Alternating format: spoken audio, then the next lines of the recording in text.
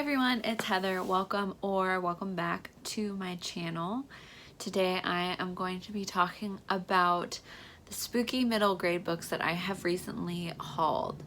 I am new to BookTube, and I, before joining BookTube, didn't even know that middle grade was a thing. Like, I knew there were books for kids and young adults and then like grown-up books, but I didn't know that there was like a classification of book called middle grade, which is embarrassing. Since getting into BookTube and watching channels like How to Train Your Gavin and Alexandra Rosslyn and a bunch of other people who really love middle grade, I have been very inspired to start picking up middle grades.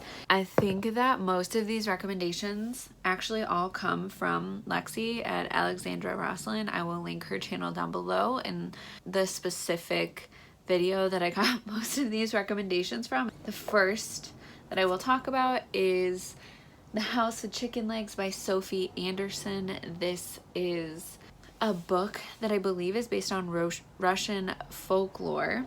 There's a girl named Marinka who lives in a house on chicken legs with her grandma, who's a Yaga, which is a guardian who guides the dead into the afterlife. And so she has to like be in this house that's on chicken legs and is like moving around all the time and doesn't have friends or school or anything like that. She stumbles across the chance to make an actual friend, and her decisions lead down a catastrophic path, and her grandma goes missing and Marinka has to find her. So I have heard lots of good things about this. I know that Sophie Anderson has more books. I don't know if they're part of a series or if they're all standalones, but I am excited to read The House with Chicken Legs. So the second book that I bought, I'm dumb. I don't know why I did this. So I am picking up Dead Voices by Katherine Arden, and this is actually the second in a series. I don't know why I bought this one instead of the first. I mean, I do know why. It's because Lexi talked about, she read this one and she hadn't read the first, so I assumed it was okay to read the second one with not having read the first. And then I watched a video from Jean Bookish Thoughts, and she talked about the first book in the series and how great it was and how it sets the stage, and so I'm like, why did I not start with the first? I don't know, but this is second in a series. I will be purchasing the first. This follows three best friends, Ollie, Coco, and Brian. They are snowed into a hotel, a resort, I believe, on a winter break. They went skiing and now they're snowed in, and all of these spooky things start happening. I love the cover for this. All of these covers are gorgeous. I'm not normally like a cover person. I don't really care, but all of the covers that I'm going to show you guys are so cute and pretty, and I love them. And I get why people are into cover buying, I guess. I get it. The next book is The Girl Who Drank the Moon by Kelly Barnhill, and this is a story about a witch who lives in the woods. Every year these townspeople leave a baby for the witch because they think she like requires these sacrifices, and every year she finds these babies and is like, what the hell, why are people leaving babies? I am going to go find them families because I don't want these babies. I don't need blood sacrifices. And she feeds them on, I think, starlight, but one of the girls, she accidentally feeds moonlight, and moonlight is magic, and so the girl who the story is based around has magical powers, and I believe the witch actually adopts her and their story. So I think it's going to be fun and magical, and also say something about the preconceived ideas of the witch in the woods, judging a book by its cover, that sort of things. The next book that I picked up is Green Glass House by Kate Milford. and this is a smuggler's inn, and it's set during their like quiet season.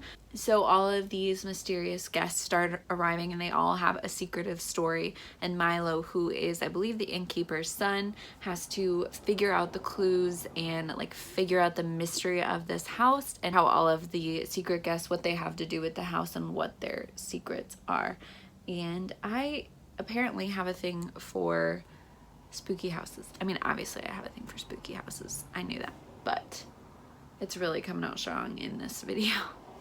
The next book that I picked up is The Westing Game by Ellen Raskin, and this is a story about a reading of a will, and this eccentric man has chosen a stranger who may be a murderer to inherit the fortune.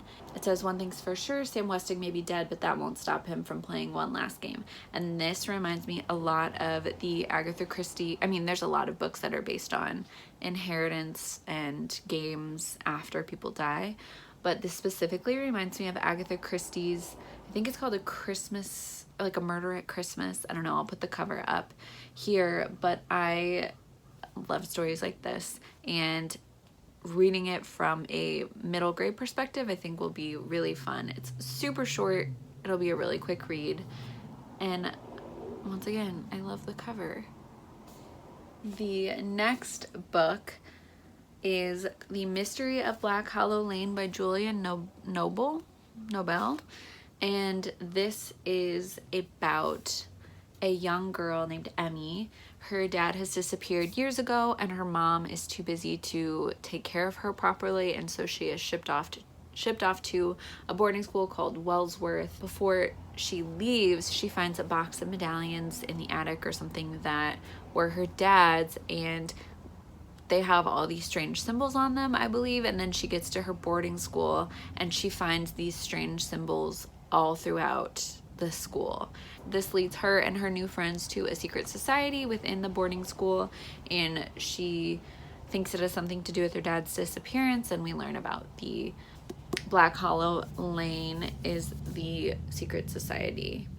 So we're learning about that and all of the dark secrets of the boarding school. And again, I love this cover. The last few books are anomalies because I did not hear about them from Lexi. Everyone has heard of these two books. I have the first and second book in the Percy Jackson series, The Lightning Thief and The Sea of Monsters by Rick Riordan. And I don't know how, I have never read these books before, but they follow a boy named Percy, and it's, I think, a retelling of like Greek mythology. In the first one, I believe someone has stolen Zeus's lightning bolt, and Percy goes on a quest to find it, and then the story unfolds from there. And I got both of these at thrift stores recently. I was really excited to find them on the shelf, and they're staples in most people's middle grade collection, so I need to knock these off my TBR.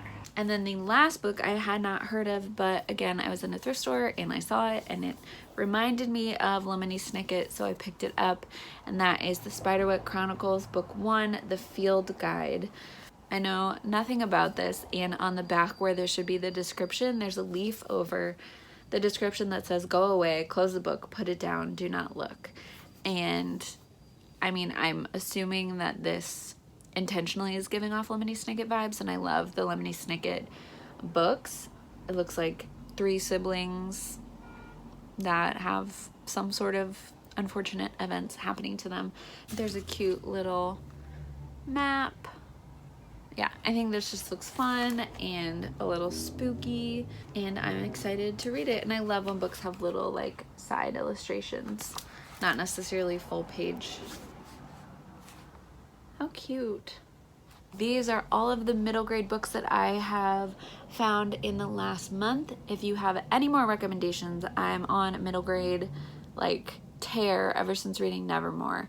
So please give me all of the recommendations, especially for spooky middle grades and middle grades by diverse authorship. I realize that this stack is not super diverse, and I would love to have more recommendations for more diverse middle grades as well. Thank you all for watching, and I will see you in the next one. Bye!